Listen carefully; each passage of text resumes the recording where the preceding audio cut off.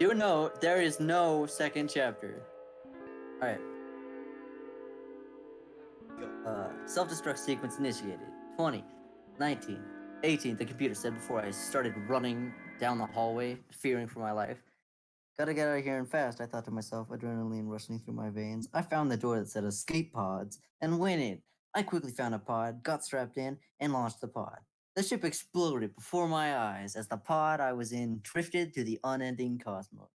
What's that? I heard someone say, who was outside my pod, who I couldn't see through the blast shields on the window. It's an escape pod. Maybe there's someone inside, the stranger said. Hang on, let me edit that. Another stranger said. Sorry.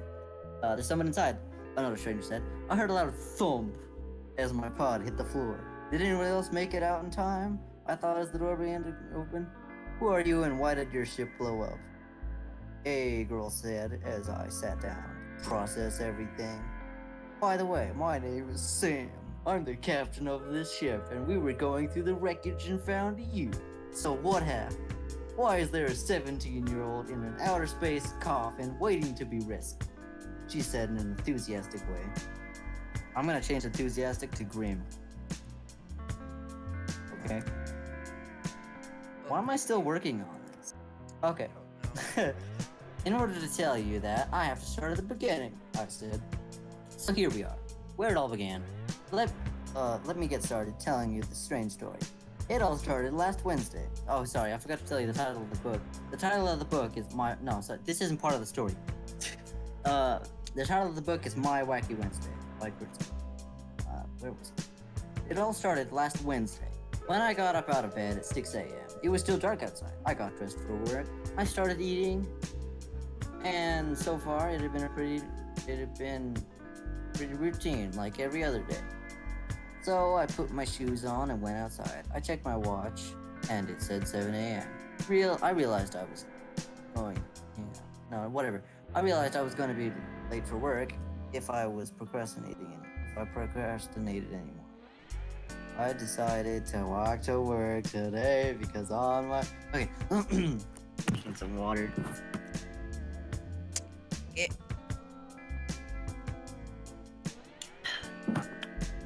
Alright.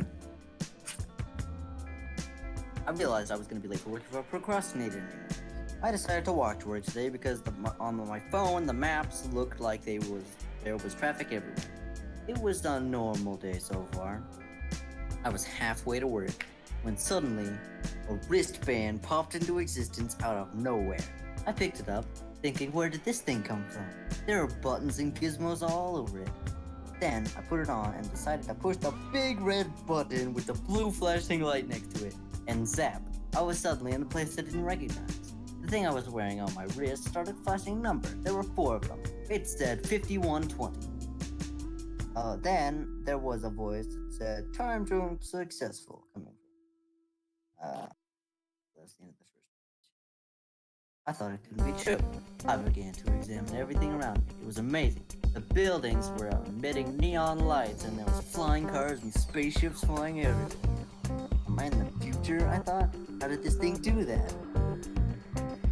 Then 2 guys around my age came up to me. Then 2 guys around my age came up to me, and one of them said, "Those clothes look totally retro, dude." The other one then said, "Where can I get some of those?" I examined them. They were wearing white jumpsuit and had space-age glasses on. I asked, where's the nearest place where I can find a,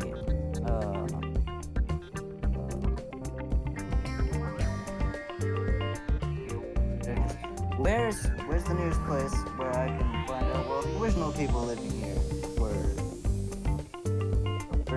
First one said, that would be at the Museum of History, which is 5 blocks west. I thanked them and went to the museum. It was like being home again. It was the same. It was the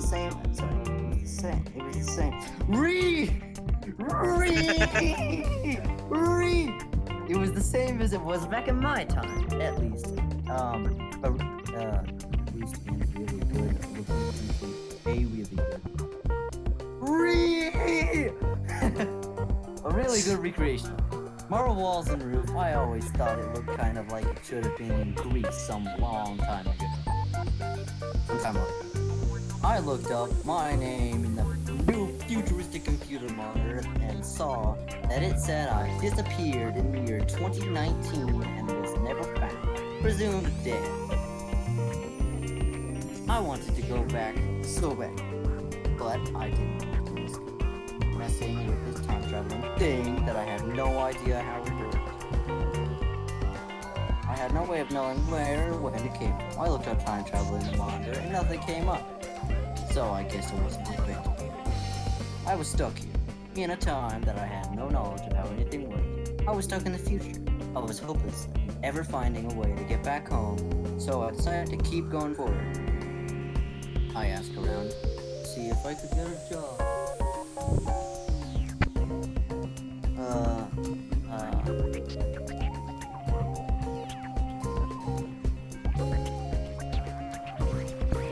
Job because I had no cash or place to stay.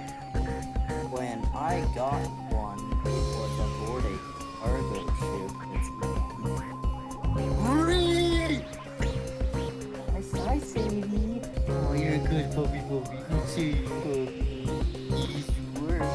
Okay, here's the when I got one, it was aboard a cargo ship that's equally capable in combat than it was hauling large amounts of cargo. The ship was called the Equinox. You think that's a good ship name, Marcus? Sure. I think it was a good name. I looked up space words. I literally looked up space words and I found Equinox. No, that's technically not space related. It is because it's when the sun goes behind the moon. But I think it's a good ship name. I was a janitor. I didn't. I didn't know what the crew were doing or who they were. They said something about a huge score, but I didn't ask about it. I was just happy to be there. Next thing I knew, I was in space.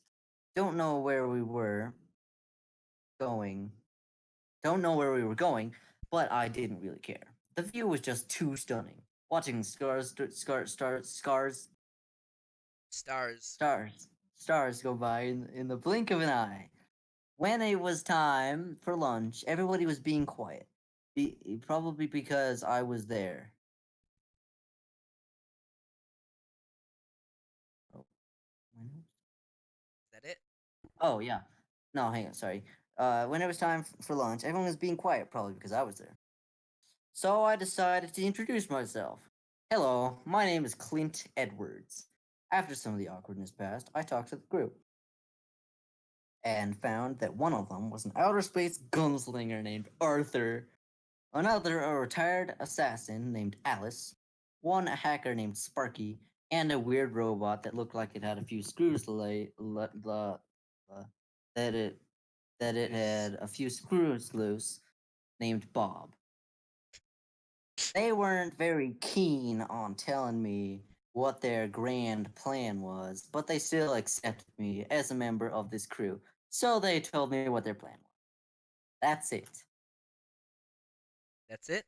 I feel like, yeah, that's it. I feel like I should have more there. Congrats, and all viewers, give him also a good old clap for his great reading and Wait, were you? story. Hang on, I'm sorry. Were you recording that? Yes. Yes. God damn it. Ah.